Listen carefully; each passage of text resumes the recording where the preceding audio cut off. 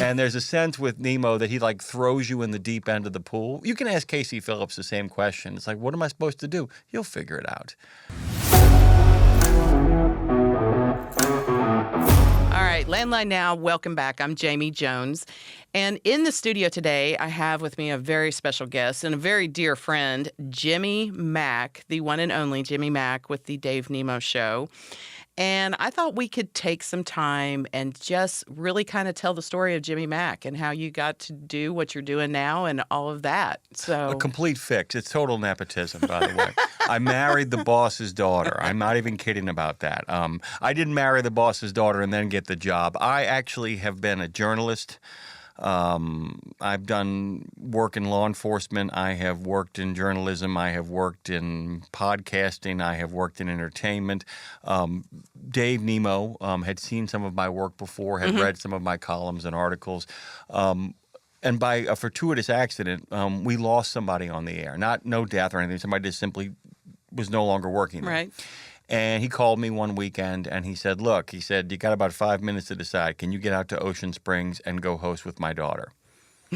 So I got in the car and I drove over to Ocean Springs, Mississippi. And the funniest thing was I didn't know what the callers would be like. So I blew through like 10 phone calls that called me to tell me congratulations for what I wasn't sure, but just welcome. And I was like, okay, well, who's next? Who's next? Who's next? And then I realized there's nobody left calling because I'd gotten through them so quickly. And then I had to kind of fill up space and talk. And it was only supposed to be a kind of temporary thing. And then after about 3 or 4 weeks, they kind of kept me on after that. But the funniest part of the story was the way I ended up hosting the Dave Nemo Show, because I originally was just doing the Saturday and Sunday show. I was doing the weekend show, the Dave Nemo Weekend Show, which is the lifestyle show that we do. What happened was one day Dave said, I'm going to have you sit in on Friday and do the show. Okay. And I went, is there anything you want to tell me? He goes, no, just check the calendar. You'll figure it out. And anybody that's ever worked with Dave, you can ask almost all of the people, because Dave's got a coaching tree just like Marty Schottenheimer. I mean, Casey Phillips was the host of the Weekend 34. Ellen Voya got her start over there. Kevin Rutherford got his start in regards to being regular contributors. A lot of people have made their way through. I think they would consistently tell you, no, just figure it out. There's a sense of, basically. And I think it was on purpose, I'm never quite sure. It's like one of those moments, I remember in Family Guy, you didn't do anything. Oh, didn't I? And there's a sense with Nemo that he like throws you in the deep end of the pool. You can ask Casey Phillips the same question. It's like, what am I supposed to do? You'll figure it out. And so I started doing the show. And what happened that got me kind of on their side was it was like in 2019, 2018 maybe. I can't remember what it was. I had to do a week of the Tim Ridley Show. Mm-hmm. Tim had to take a week off, and I kind of sat in there. And I was lucky on the news that there was a big thing going on at the time where we were kind of in a trucking moment. Once every 2 years, there's a trucking moment, unlike COVID, which was a trucking year.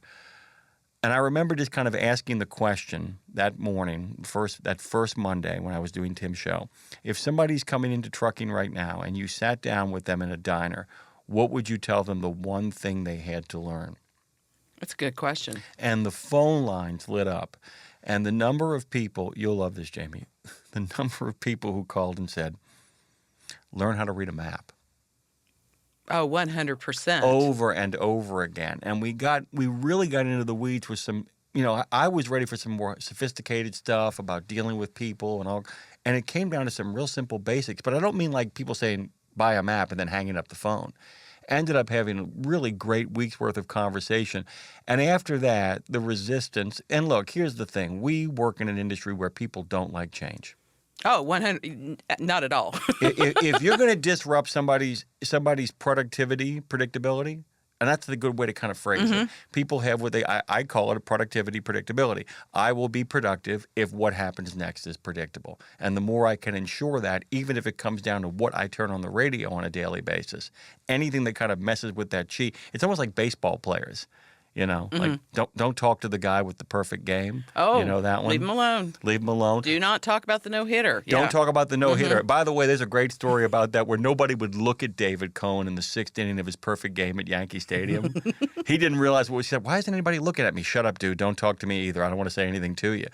And I think a lot of these drivers, when you mess with their chi, they get a little bit like, where's the guy I liked? What happened to the guy I liked? We've dealt with that on a couple of occasions. Where is the guy that I liked? Why are you changing things? And that week made a big difference. Because I think one of the real keys to the job that you do, that I do, is that I think a lot of people forget to listen.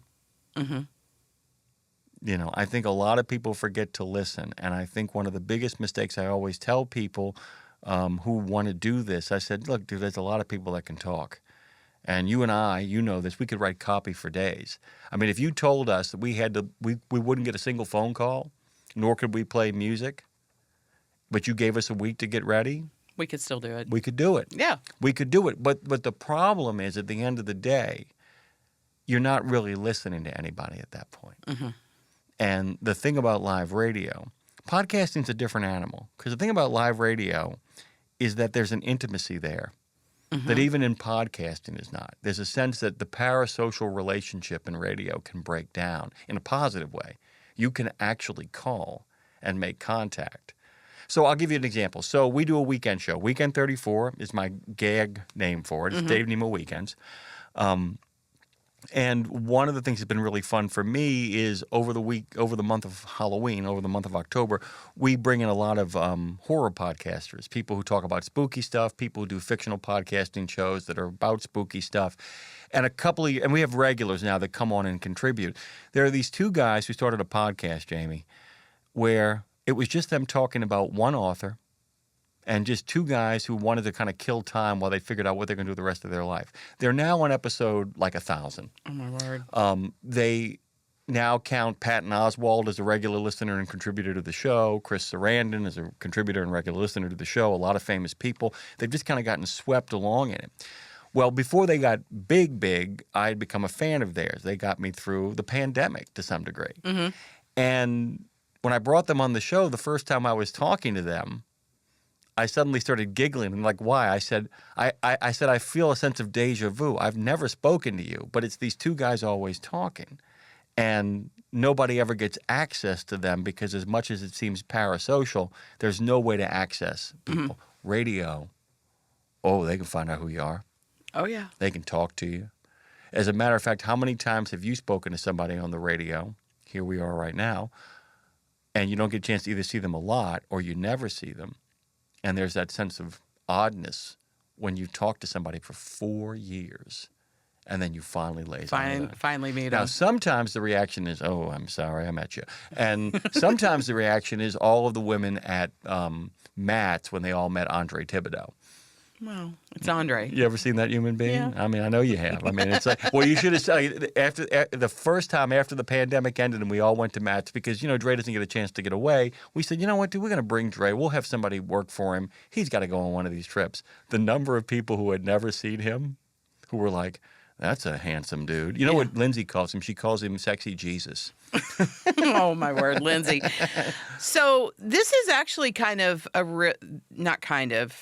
is a very big year for the Nemo Show because this is the farewell tour, if you will. Oh, yeah. Oh, as Dave calls it, the vital retirement. The joke I make about, we have a nickname for him, and by the way, this comes from a place of love and also from a place of brilliance. We call him Sneaky Dave. Because he is a great story. Happened over at the ATA's MCE at the MCC in Nashville, Tennessee. So we had a guest on, and Dave was nowhere near the booth. And we're on like in 15 seconds. He hasn't shaken hands with this guest. He hasn't laid eyes on this guest. And I'm fine with it, but he's like, where is Dave? He sits down, slips his headsets on, smiles, and then introduces the guest, name perfection, and understands completely what he does. And the joke we always make about Dave is that he is the Phil Mickelson, Arnold Palmer of radio hosts. The joy is watching him bury the ball in the rough and then somehow brilliantly getting the ball back on the green somehow and either making par or even miraculously sometimes a birdie. So he, after 55 years of this, he has a great line. He says, I want to be able to do what I want to do when I want to do it. But he still wants to have a lot of fun because he enjoys what he does. If he didn't, he'd already be done. He really, really loves doing it. So he and I have been spending the last couple of months and will continue to work over the next couple of months figuring out how It's the great, where the Dave Ramsey Show became the Ramsey Show, to figure out a way to make it the Nemo Show, where he is still a present, vital, active participant in the events, but that he and Cheryl, who have been married forever, 50 plus years, they're both in great health. I mean, Dave's got a gun show. Oh, yeah. I mean, Dave's ripped. So I'm not kidding, guys. I'm not making a joke here for Jami. If you've ever seen him, it's like, wait a minute, dude, how's the old guy in such good shape? They're in good shape. They want to go places and do things. As you should. As you should. And not just always have it be about going to trucking venues, which is terrific. He loves all that stuff. But they have places they want to go. There's overseas stuff they want to do. This is the first time, for all the places Dave has been, he'd never gone to Maine until this year. You think about people like Dave Nemo, and we've talked about this before, because I know I've been blessed with some tremendous mentors in this trucking journalism space. Sandy Sonker, Paul Abelson, all these people.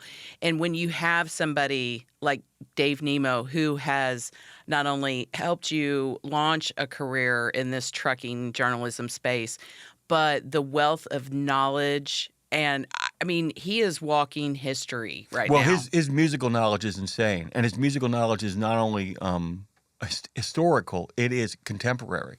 That he can walk into a room, hear stuff. Man, we walked in the room one time when Don and I were working on something. He goes, "Oh, that's The Weeknd. I kind of dig them." And it's just like, how do you know all this information? What he really taught me that's really cool is that he taught me, people get so nervous, and I've worked with people like this, and I listen to it on the channel all the time. You are not guilty of this, by the way. You're not. And it's just one of these things where I got to talk immediately. You stop talking, it's my turn to talk. People will talk, make a great point, and Dave will go, interesting. He'll let the point land. He actually knows how to create negative space while talking to people to allow the listener entrance. Because that's the big thing I was kind of getting at earlier, the idea that forget about the parasocial relationship. The idea is, where does the listener reside, both in a podcast and, more importantly, for what we're talking about, on a radio show. And I once heard the best definition of an audience I've ever heard. This guy told me once, he goes, I can keep this really simple. He said, the audience is what happens. He said, the show's the same. It's the audience that changes and shapes and moves and drives it. So even without the call-ins, that it's our responsibility to remember that there's always somebody listening and to figure out who it is we're talking to. And I think Dave, in that pause, reminds us that there's a space for us to exist within the course of that show. I think the art of the interview is lost by a lot of people because they're just jumping for the soundbite. They don't have the conversation. And silence has its place. It does. In a conversation. It can be used as a power move to make somebody feel incredibly uncomfortable. It can also be used in a moment where it's emotional, and just let that set for a minute where everybody feels that. And I think that that's what the gift that we are able to do, and that we've learned from people like Dave Nemo, is to make sure that we do keep the fact that these are people that we're talking to, that these are people who mean a lot to our careers, and it's important that we hear what they're saying and understand it. Because if we don't, then we won't effectively do our jobs as journalists. Yeah, and it's something really cool. I'm working on a piece right now. I've just, because I like to have a little bit of fun and keep my brain sharp, I've started a Substack, which is kind of an analysis of how people tell scary stories by either podcasting or on the radio. And I kind of I'm working on the piece right now about War of the Worlds, Orson Welles' infamous broadcast where they convinced everybody that Grover's Mill was being invaded by Martians. Although most people thought it was Nazis, to be honest with you, if you find out what happens. There's a moment where the microphone goes dead. Where the ray beam, he's like, it's 30 yards to my right. I went back and listened to the sequence. It's 6 seconds of silence before they say, we're experiencing technical difficulties at Grover's Mill, New Jersey. We'll return to the broadcast as soon as possible. In the meantime, here's Raymond Riccello and his orchestra with Stardust. And then you get that creepy, which would be normally not creepy music. And I realized something, that the 6 seconds is the amount of silence before an audience thinks something is wrong. Oh, wow. And I realized that too. And can we do it? Actually, let's just do it. I mean, so let it hit for 6 seconds. Here we go.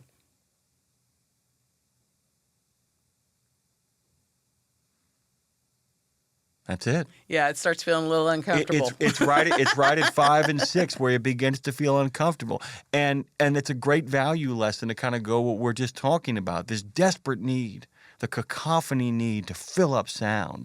We were talking about this earlier, that there are a lot of men and women out there these days, and my heart breaks for them, who feel like they've never been heard. Yes. There's so many. There's so many, and what happens is it means they stop reading rooms. So they'll go into a room where there are 15 or 20 people, and everybody's kind of talking and just kind of shooting the breeze, and they get a chance to talk. And they speak, and if they would just stop at that moment, they'd be fine. But I really feel like for the first time in their life, they realize that 15, 20 people are looking at them, and they keep going. And often they kind of reveal stuff about themselves that maybe is uncomfortable, but it's finally their chance to speak. I feel like what radio does, because you actually have someone who is there to say, it's been good talking to you. You know what I'm saying? That's where Dave really comes in, because there's some people, I think they're exploitative, who bring on the crazies, the zanies, the maniacs, and let them keep going because it's good for ratings. But I think what Dave does, so we're getting back to Dave. Yeah, I don't lose the thread. But you've talked with me. We walk out into right field and somehow make our way back to home plate. I think what Dave does is he actually has he's always told me that there's some people who talk to the lowest common denominator. Dave always wants to imagine that everyone listening to him is smarter than he is. And in doing that, he plays to the better angels of people's nature. So there's a sense of, I'm not going to let you go there.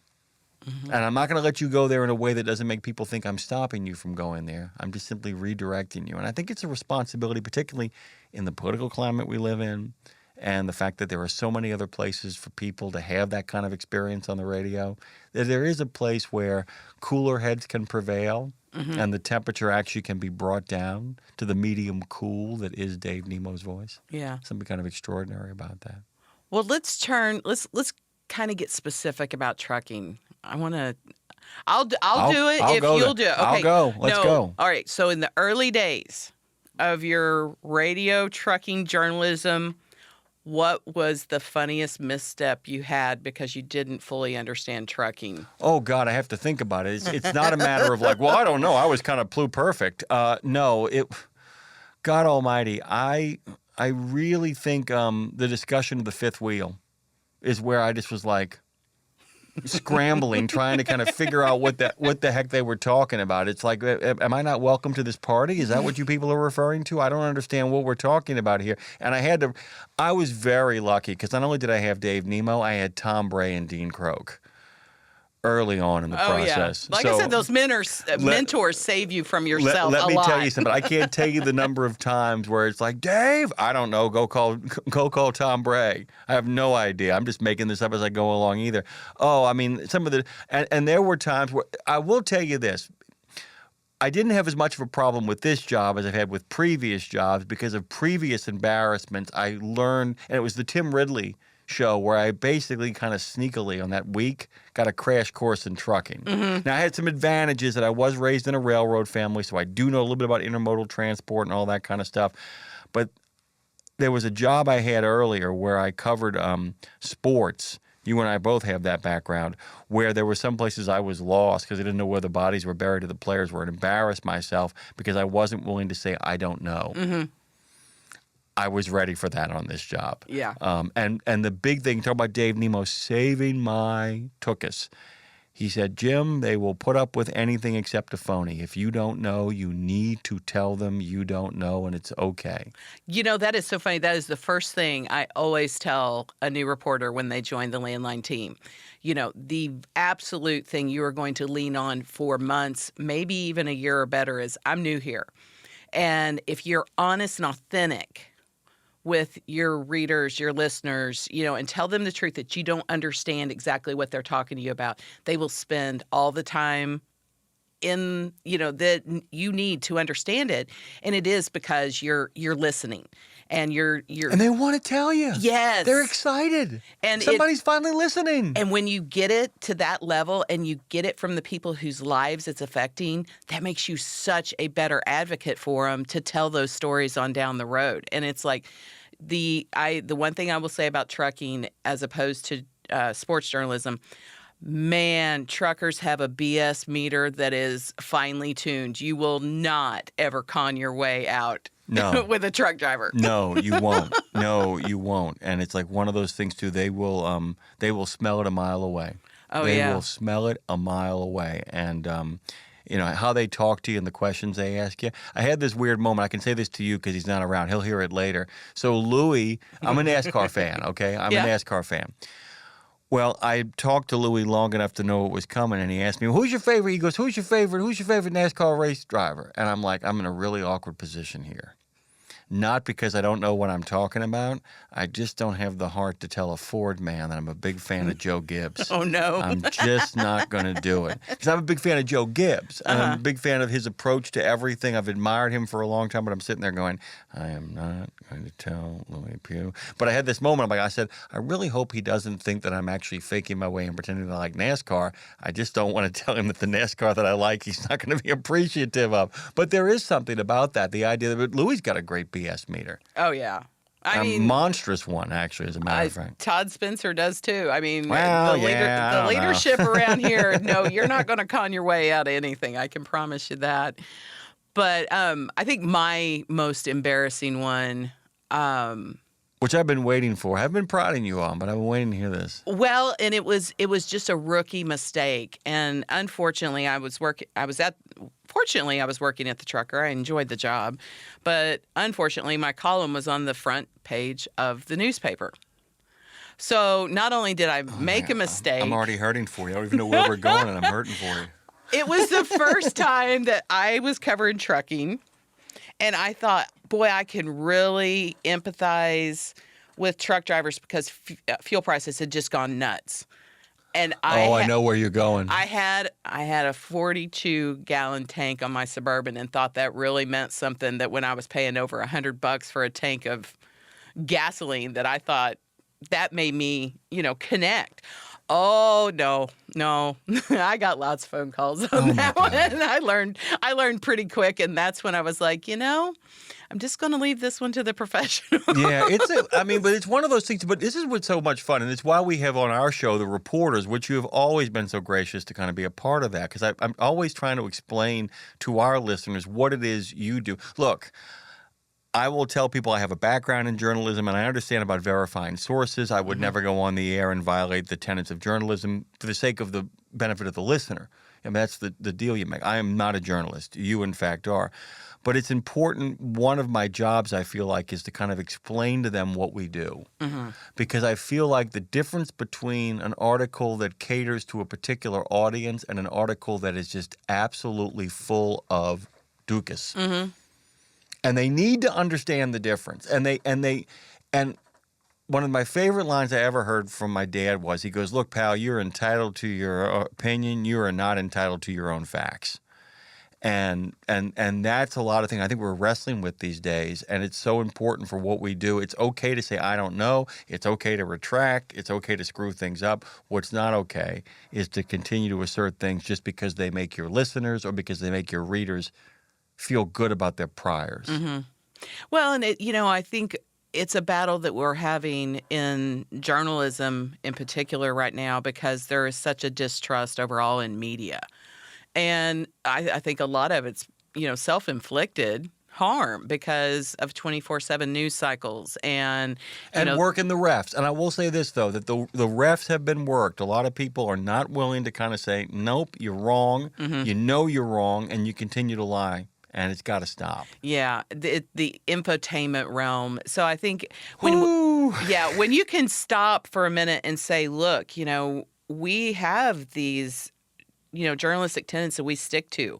We are going to be nonpartisan because that's what benefits truck drivers in the end, because parties will come in and out of power. We've seen it over time. So nonpartisan's the place to be. It's all those things that you have to stay true to and make sure that the news and the facts you're delivering hit that mark. And too many others in the mainstream don't do it. It's just whatever's going to get the click, whatever's going to get You the... want to hear my pet peeve, and I'm Let's going hear to it. put it in the most fancy pants way I can. I think when you put it in a fancy pants way, it actually becomes clear. It's like my old joke I make on the radio all the time. I said you should look at things from their most sort of intellectual or strange way. I tell people all the time, the best definition of the federal government I ever heard is that it's an insurance company with an army.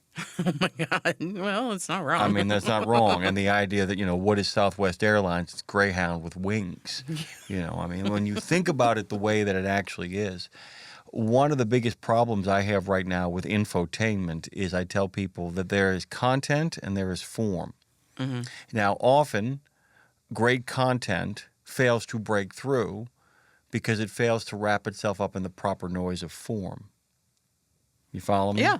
The problem is that there are a lot of people, some of whom I have worked with in the past, some of whom I hope not to work with in the future, who confuse the two, who are very well set up for clicks, very well set up for likes, very well set up for publicizing themselves. The journalist becomes the story, the host becomes the story. God bless them. But part of me sits there and is like, when faced with your business model relying on clicks, do you in fact start telling half-truths in order to maintain your audience? And somebody once asked me, why do you think there have been no landslides politically in regards to national politics? Mm-hmm. And I think part of it is the fact that, and this is a plague on both your houses, why there's been no... I guess the closest we've come has been the 2008 election, but even that, by historical standards, was close. A genuine bona fide butt whooping. Why haven't we had one?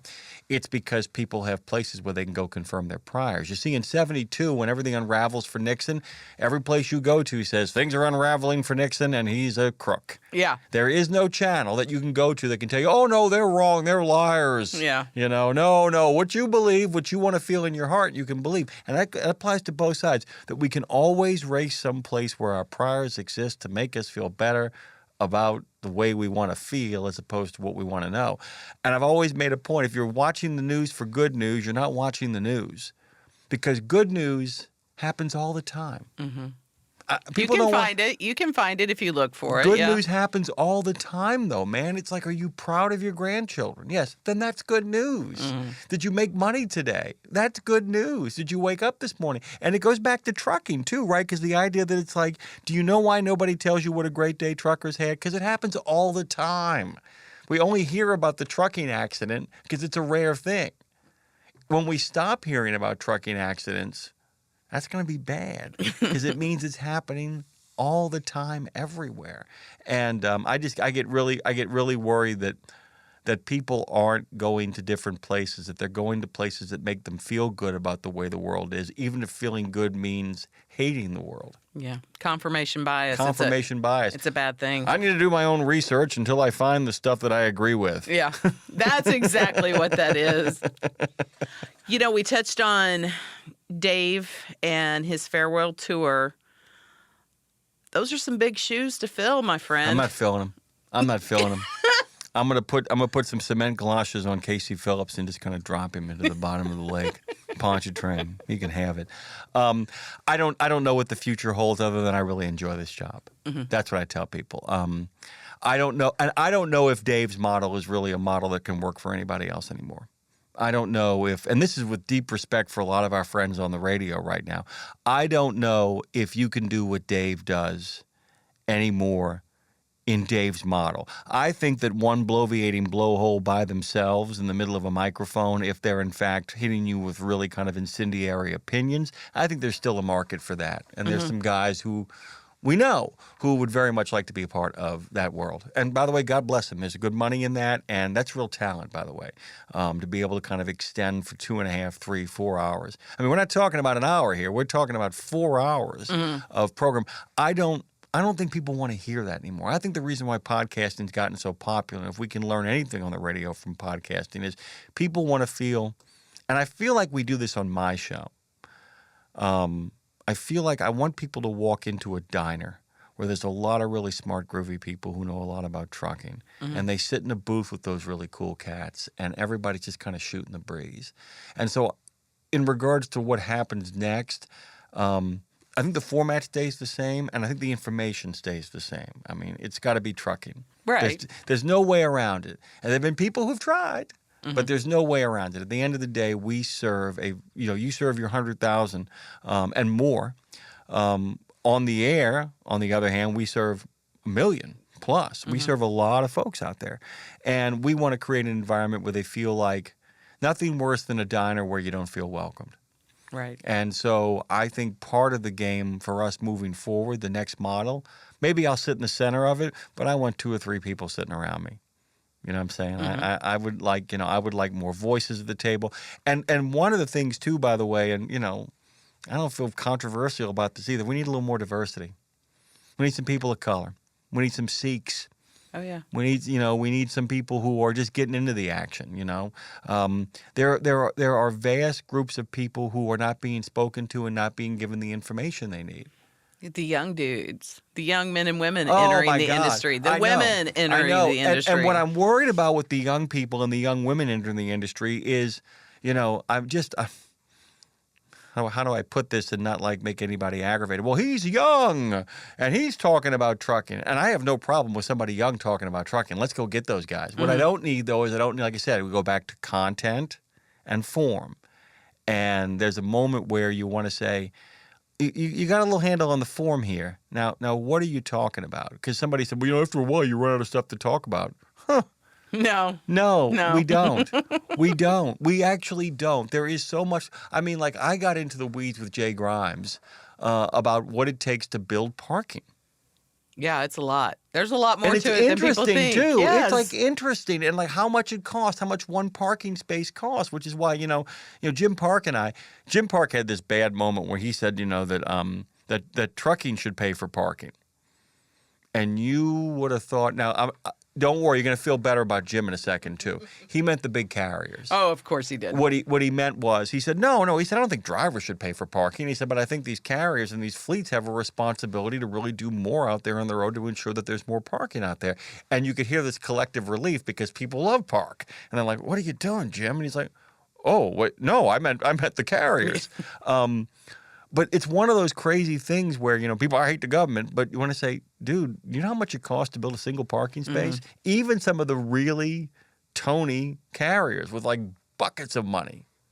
And by the way, there are carriers listening right now going, we don't have buckets of money. Yeah, you do. I've seen the quarterly reports. Yeah, you do. I've been to a couple of your dinner parties. Yeah. Dave's going, please stop talking, Jimmy Mack.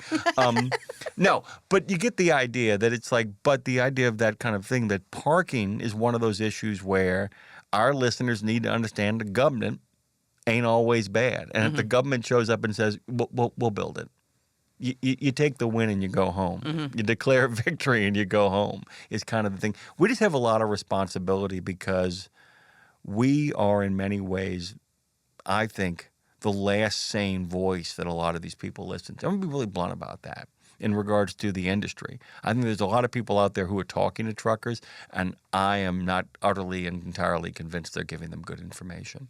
Well, and Jamie did not say that. I said that. Okay? Well, and they're up against it too, because having come up through the ranks with a robust mentorship, people that I could go. I mean, I work here at OOIDA headquarters. If I have a question, I can go to an expert in the building immediately. So when you're left on your own to just try and make a name for yourself, this is one of the toughest niche journalism gigs, podcast gigs. But that's the problem. Yeah. That's the problem. You just hit the nail. It's actually one of the toughest, and I can't tell you the number of people who think it's an end run into bigger things. And I told somebody recently, I said, the only way you end run this job into bigger things is if you do it exceptionally well. Because here's the thing. The moment you try to walk out of trucking and start being entertaining or talking about the other stuff, unless you have a music license, good luck. Because they'll go, why am I listening to you when I could be on the channel where the people who actually get paid lots of money to have the same sort of conversation await me, especially on Sirius XM. The trick to doing this job well is to have a massive mastery of the information and the facts, which, as you asked that original question, I'm telling you, I got the J.J. Keller book. I got the rules and regs. I spent the first 3 months on flashcards. Oh, I yeah. would go to the gym with flashcards. And I knew some stuff. I can tell you some stuff about law enforcement on the highway. I can talk about intermodal, in rail yards. I can talk about it. I was like, oh, my God. And then it makes you realize the deep admiration you have for the drivers when you realize all the information they've got to hold on to. Yeah. We expect so much of truck drivers, and that's why you just hope that you can boil down a regulation so it's super easy for them to understand and know, because nobody... Oh, I don't do that. I just go on the landline and just steal your copy. Well, I mean, but nobody wants to carry around that J.J. Keller book and be, it's one of those things there's so much responsibility in that educational aspect of what we do. And it's just to save our listeners, readers, viewers time. You stay at the business of trucking. We'll sort this out for you. And that way we'll do it so you don't have to. That's the difference between your job and my job, unless there is an actual ongoing emergency like there was at COVID. Unless we have to be on the air to tell people where the bathrooms are open, the idea of ongoing. Yeah. You have to actually work in really kind of hard fact-check reality. That's your job. You got to make sure that you actually summarize things in an elegant way that communicates it as clearly as possible and tells them the truth. Not that I don't have those responsibilities. My job is for them to look up after 4 hours and realize that they're that much closer without having realized the time has gone by in the blink of an eye. And I don't make any apologies for that. Now, I need to make sure whatever I say on the air is truthful. I need to make sure whatever I say on the air is factual.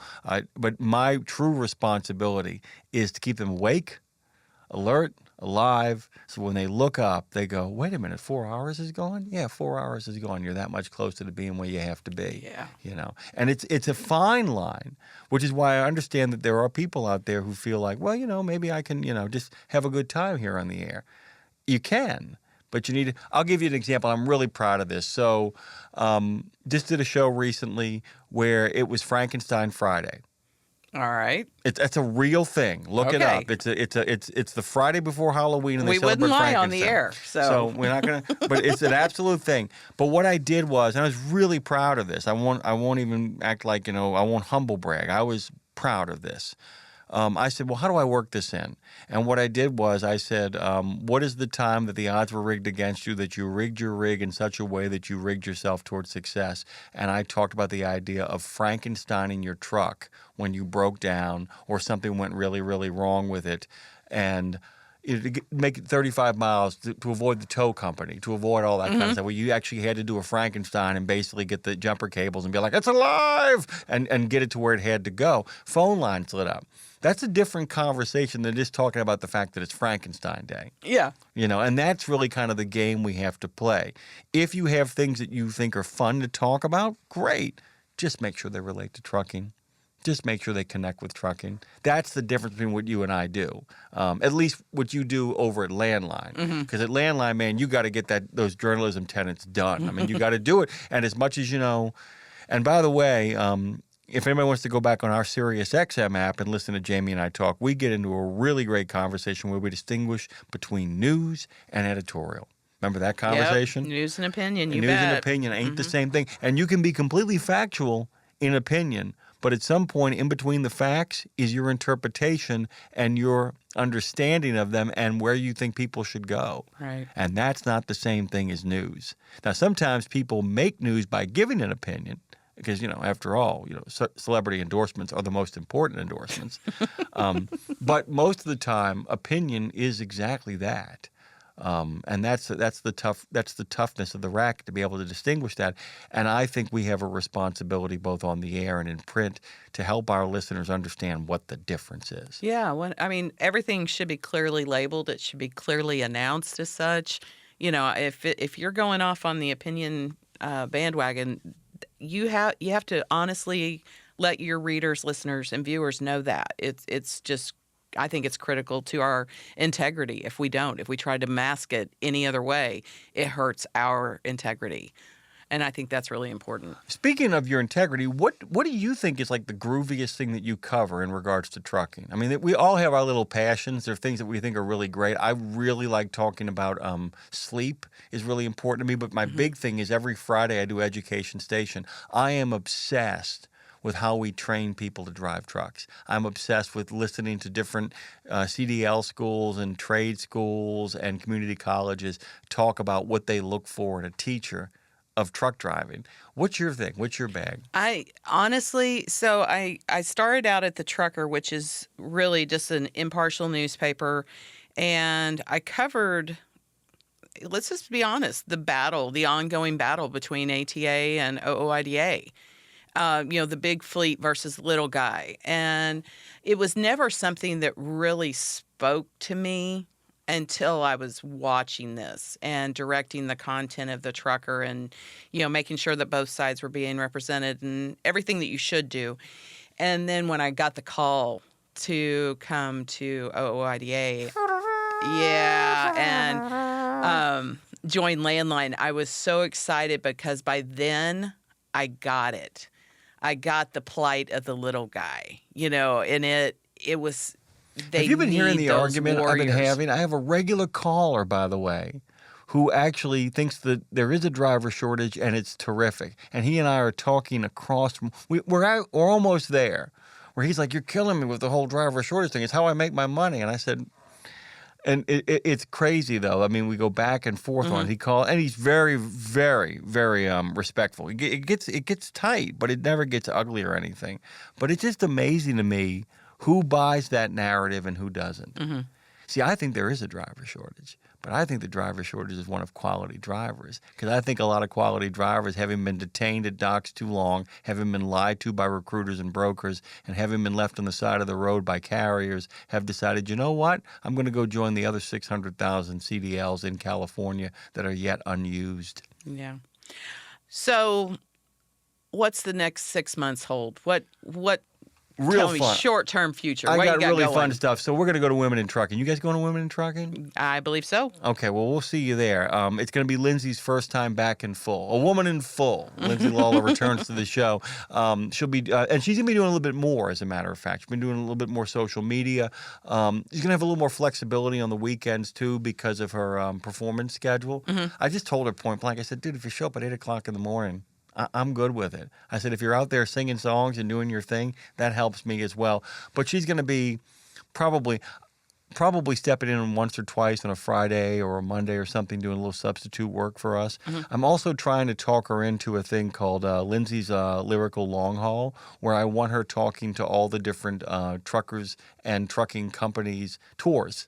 Oh, that's cool. And I think if we can get something like that going, it would be really cool. I'm going back to New Orleans. I can say this right now. I'm going back to New Orleans to begin looking at studio spaces, trying to get a new studio in the city of New Orleans. I want the Road Gang, as Dave moves into retirement, the vital retirement, as we're calling it, that I want it to be. And within the perimeter of where Dave originally broadcasted from, I thought about moving to Nashville. You know what trucking doesn't need? One more radio show that caters to it out of Nashville. How about we go back to the city where actually played. How about we go back to the city where trucking radio was actually invented, New Orleans, and go do that. Lindsay's got a big vinyl release party on the 5th in Nashville. You should come to that, by the way. Okay. There's a big party at this place called, it's the Vinyl something in Nashville. It's a new performance venue, but she has a vinyl release party at this venue called the Vinyl. That's not the entire name. Then, of course, Reach Across America, the Vet Ready Summit in Washington, D.C. I'm very busy. I'm like you are, very busy. You're doing a lot of travel. And by the way, did you ever think in a million years you would be actually doing this job? Oh, 100% no. And it's a blast, isn't it? I would not trade it for anything. I love what I do. I absolutely, and I love the people that it serves, and that's what really that's what it's all about for me. Can I tell you, my dad made me laugh when I first started the job. I'm like, what in the hell am I doing? Other than being in love with this man's daughter, what in the hell am I doing with myself? And my father just set me so straight. He looked at me and he went, "You have somebody's dream job." And he said, whether or not it's your dream job or not, he said, treat it as a precious thing because to somebody it's precious. He said, if you break it, then nobody gets it after you. He said, so treat it like somebody's dream and see where it takes you after that. It was the best damn advice. He'd give me some good advice. That's the best damn advice he ever So you're just living the dream. I'm living the dream. All comes down I'm doing to. the Will Ferrell, man. What's she doing back there? I'm living the dream. No, it just, yeah, I mean, but that's really, I mean, and we have to remember that too. There are a lot of people who drive trucks. It's their dream. Mm-hmm. You know, I mean, and there's a lot of people in this building who, I mean, let's look at Louis. I mean, Louis and I driving around the other day and he's like, the idea that I'm like meeting with John Testa, you know, he said, that never occurred to me 15, 20 years ago. It never occurred to me that I actually would be talking, that my wife and I would be the requested interview for Elaine Chow on the channel. You know, I mean, she literally asked for Claire Marie. She wanted to speak.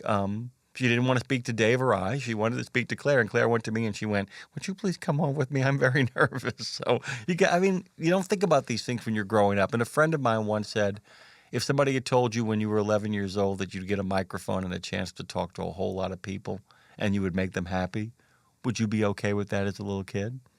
And I went, yeah, I think so. She said that I guess you're doing okay. Yeah. All right. Well, Jimmy, thank you so much for spending Chiefs. time. Oh, yeah. I got to get my Chiefs out there.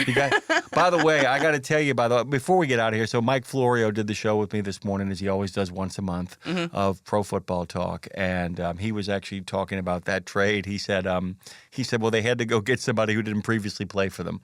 He said they had to finally go out and get somebody. They didn't have to, bring up the ghost of Juju Schuster-Smith. You know? Oh, my word. Brett Veach, in the GM realm, he is a beast. I am telling you, in Veach we trust is the saying around here. So anyway, Jimmy, it's been a pleasure talking great to to see you. Yeah, I mean, we don't get to spend a lot of time. It's usually at Matt's and we're just like scrambling to get from one thing to another. And we get to talk, but never get to see each other. This is fun. Yeah. Anytime.